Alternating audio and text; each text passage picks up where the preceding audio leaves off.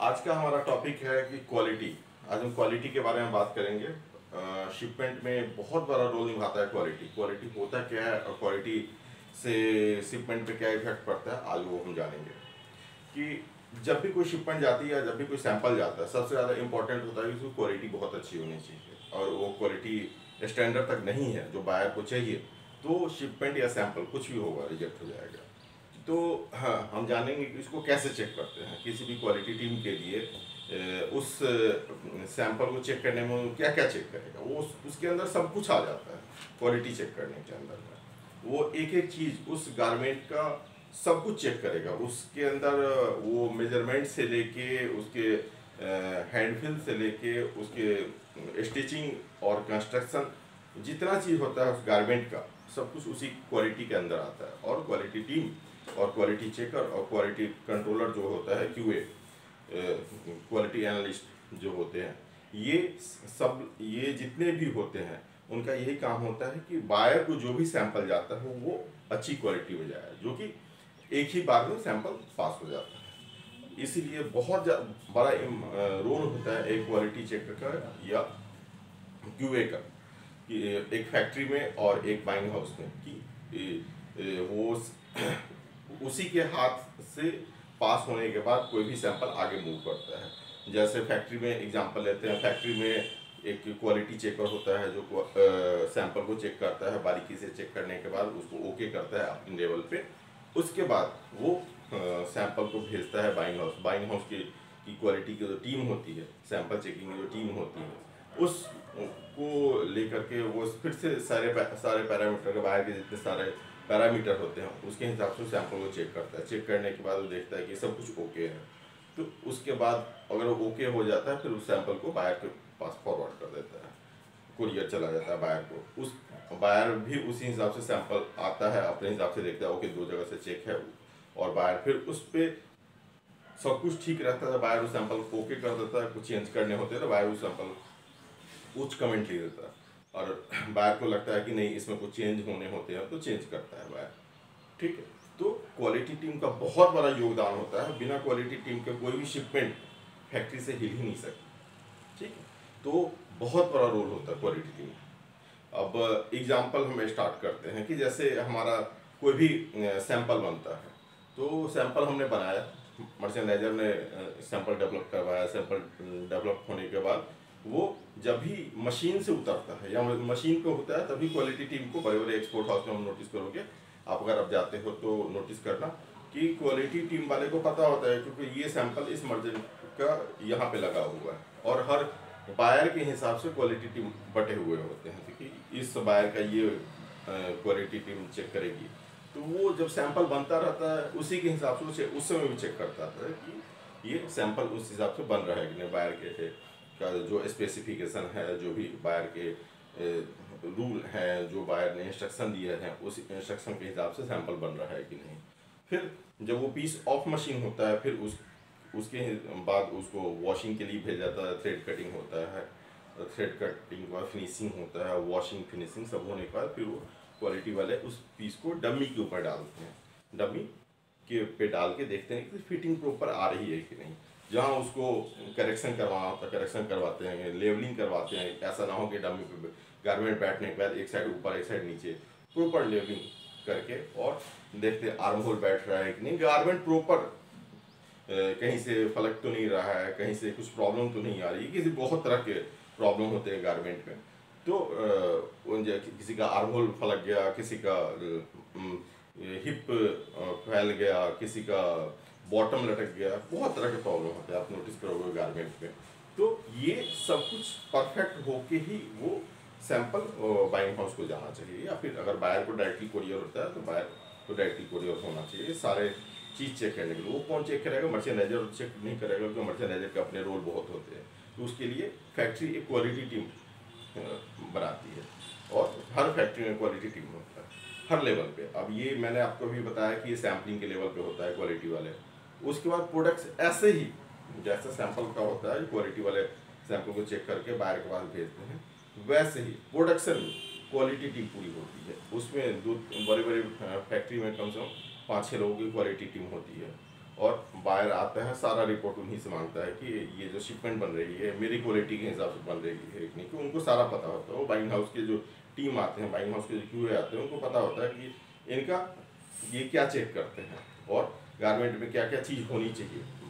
सो buyer accept करता है, तो उसके हिसाब से गारमेंट तो परफेक्ट होना चाहिए। लेकिन वो भी ये भी जान जाते हैं कि ये स्पेशली किस पॉइंट पे ध्यान देते हैं, आर्म होल पे देखते हैं, गारमेंट की फिटिंग को देखते हैं, किस पॉइंट पे ज़्यादा ध्यान देते हैं। क्योंकि ओवरऑल गारमेंट तो अच्छी क्वालिटी में ही जानी चाहिए, एक्सपोर्ट की क्वालिटी होती है तो अच्छी क्वालिटी ही होगी। लेकिन फिर भी वो बता देते हैं मुझे इस पॉइंट पे ये देखना है, इस पॉइंट पे प्रॉब्लम नहीं आनी चाहिए, तो वो उसी हिसाब से पूरी शिपमेंट को वैसे बनवाते हैं। तो क्वालिटी वाले बहुत इंपॉर्टेंट रोल करते हैं किसी भी फैक्ट्री में, ठीक है।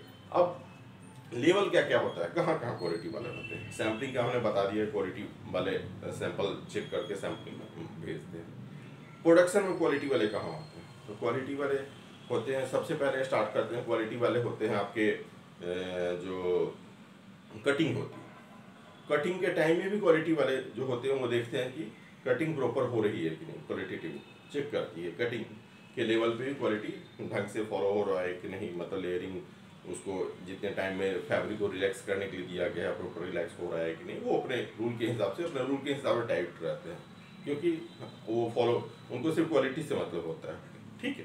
तो उसके बाद अगला स्टेप होता है फिर उसको प्रॉपर बंडलिंग, कलर वेरिएशन नहीं आया, क्योंकि गारमेंट जो बनता है तो कलर वेरिएशन अगर मान लो एक गारमेंट के एक पार्ट कहीं और से दूसरा पार्ट कहीं और से कट गया तो उसमें ऐसा ना हो सेंटर सर्विस का प्रॉब्लम हो ना, तो फिर आप जैसे यही गारमेंट में यहाँ का कलर कुछ और आ जाएगा, यहाँ का कलर कुछ और आ जाएगा, तो ये प्रॉब्लम नहीं आनी चाहिए। क्वालिटी वाले ध्यान देते हैं, और सबसे पहले कटिंग वाले भी ध्यान देते हैं और क्वालिटी वाले भी ध्यान देते हैं कि ये मैचिंग 100% आनी चाहिए, साइड सीम मैच होनी चाहिए, कि ऐसा ना हो कि फ्रंट का मैचिंग कुछ और हो, बैक का मैचिंग कुछ और हो।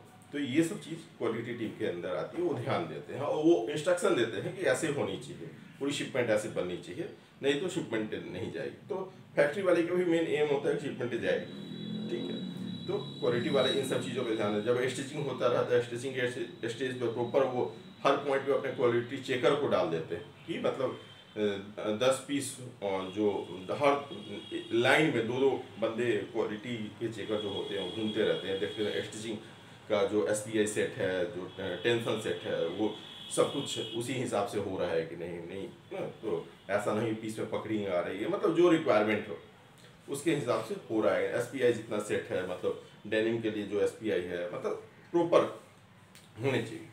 तो उसके हिसाब से फैब्रिक छीज तो नहीं रहा है, सिलाई में टेलर तो जल्दी तो नहीं कर रहे हैं पीस प्रोडक्शन ज़्यादा निकालने के लिए, तो वो अपनी क्वालिटी के लिए टाइट कर रखेगा। और उसको लगता है कि ये पीस सही से नहीं बन रहा है तो उस पीस को वहीं रोक के बोलेगा नहीं इसको सही कीजिए, खुलवा के भी दोबारा वो करवाएगा, उसके पास इतना पावर होता है और मालिक ने उसे पावर दिया होता है कि भाई कुछ भी हो क्वालिटी पीस की अच्छी होनी चाहिए। वहाँ से निकलने के बाद फिर, क्योंकि अगर बाय द वे स्टिचिंग में कोई प्रॉब्लम आ जाता है और स्टिचिंग से पीस से पास होने के बाद मान लीजिए वो पीस चले जाते हैं फिनिशिंग में, तो फिनिशिंग में सारा का सारा फिर क्वालिटी जो टीम होगा वो रोक देगा वहाँ पे। वो बोलेगा कि वहाँ की क्वालिटी वालों ने क्या देखा, प्रोडक्शन की क्वालिटी टीम ने देखा है, तो टोटल ओवरऑल एक ही, लेकिन डिपार्टमेंट वाइज बांट दिया जाता है कि स्टिचिंग की क्वालिटी आप देखो, फिनिशिंग की क्वालिटी हम देखते हैं। तो जब माल फिनिश होता है वो लास्ट स्टेज होता है, उस पर क्वालिटी चेक होता है, इनिशियल चेक होता है, मिड चेक होता है, फाइनल चेक होता है, तो फाइनल इंस्पेक्शन करने के लिए जो होते हैं तो वो चेक करते हैं। तो हर स्टेज पे चेक किया जाता है कि कैसे कैसे चेक करें, और हर स्टेज पे मतलब किसी प्रॉब्लम ना हो। अगर मान लीजिए कोई पीस, कोई शिपमेंट प्रोडक्शन से गलत बन के आ रहा है तो सारा का सारा पीस स्टक कर जाएगा फिनिशिंग में, क्योंकि क्वालिटी वाले पीस को चेक करना स्टार्ट करेंगे। और सिर्फ धागा कटिंग ही तो नहीं होता है, प्रॉपर पीस को डमी फिटिंग होना चाहिए।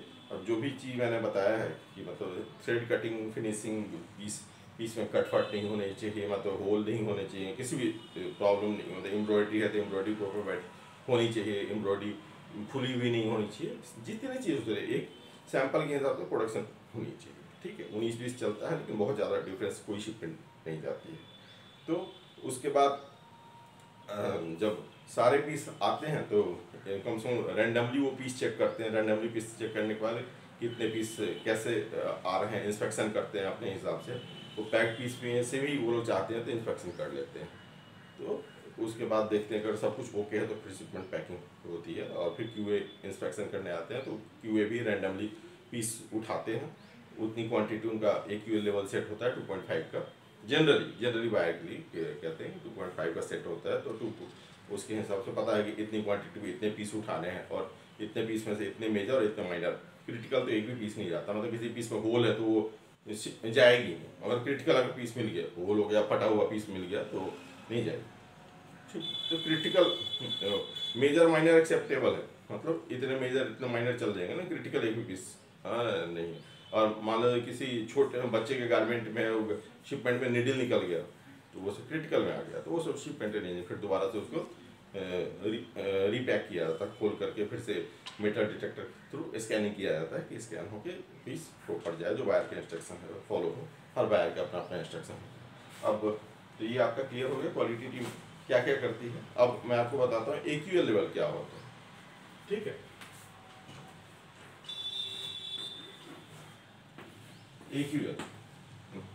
AQL का मतलब होता है एक्सेप्टेबल क्वालिटी लेवल।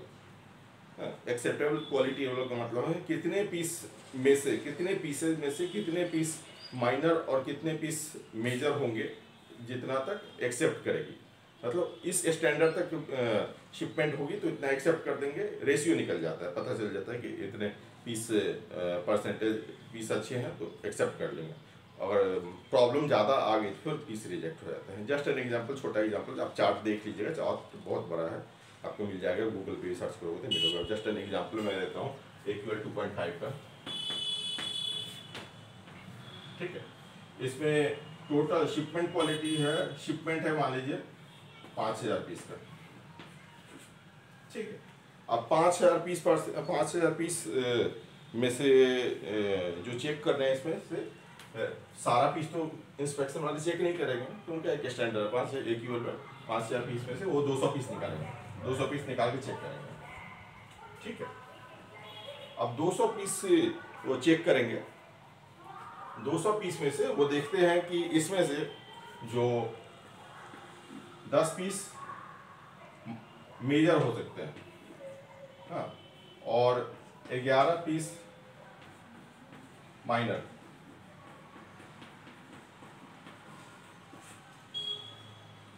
ये जो होंगे मतलब 5000 पीस में से 200 पीस निकालेंगे क्वालिटी वाले, किसी की भी कार्टन में से रैंडमली कार्टन खोलेंगे, जितने भी कार्टन हो उसमें से वो टोटल 200 पीस निकालेंगे, 200 पीस ही चेक करेंगे, उनके पास और टाइम नहीं होता है, 200 पीस चेक करेंगे। 200 पीस में से मैक्सिमम 10 पीस मेजर हो सकते हैं, उससे 11वां पीस मिल गया तो शिपमेंट रिजेक्ट हो जाएगी। और माइनर के जो होते हैं पीस, छोटे मोटे धागे वाले जो होते हैं, ठीक है, माइनर लूज थ्रेड ये सब, तो वो मैक्सिमम 11 पीस, मतलब टोटल 21, 10 और 11, इससे अगर एक भी पीस ज़्यादा हो गया तो शिपमेंट रिजेक्ट हो जाएगी, उसको दोबारा से शिपमेंट को रीफिनिश और रीपैक करना पड़ेगा, वो इंस्पेक्शन के फिर से आएंगे, उसके बाद इंस्पेक्शन करके जाएंगे। तो ये है हमारा AQL एक्सेप्टेबल क्वालिटी लेवल 2.5। तो ये जनरली सब बायर फॉलो करते हैं और इसी के हिसाब से हमारी क्वालिटी टीम चलती है। ठीक है, तो अगर इसमें मेरे हिसाब से काफ़ी मैंने ओवरऑल कुछ क्लियर कर दिया है आपको। अगर फिर भी आपको कोई डाउट लगे, मैं बताओगे तो मैं फिर एक बार फिर एक नया वीडियो बना दूंगा जिसमें और डिटेल में जाके आपको बताऊंगा क्वालिटी के बारे में, लेकिन बेसिक कॉन्सेप्ट यही है। ठीक है, फिर मैं किसी एक पर्टिकुलर गारमेंट को उठा के उसको क्वालिटी के बारे में एक वीडियो बना के दूंगा, लेकिन बेसिक जो कॉन्सेप्ट क्वालिटी यही होता है। तो मुझे लगता है ये इन्फॉर्मेटिव होगा आपके लिए वीडियो, को जो लोग क्वालिटी का वीडियो का वेट कर रहे थे तो उनके लिए क्वालिटी का वीडियो है, और सब उनके लिए काफ़ी इन्फॉर्मेटिव होगा, और भी बहुत लोग जो इंटरेस्टेड होंगे क्वालिटी का वीडियो देखने के लिए। तो चलिए आज का ये टॉपिक आज ही यहीं ख़त्म करते हैं। Thank you. अगर अच्छा लगा तो प्लीज़ कुछ शेयर और सब्सक्राइब कीजिएगा।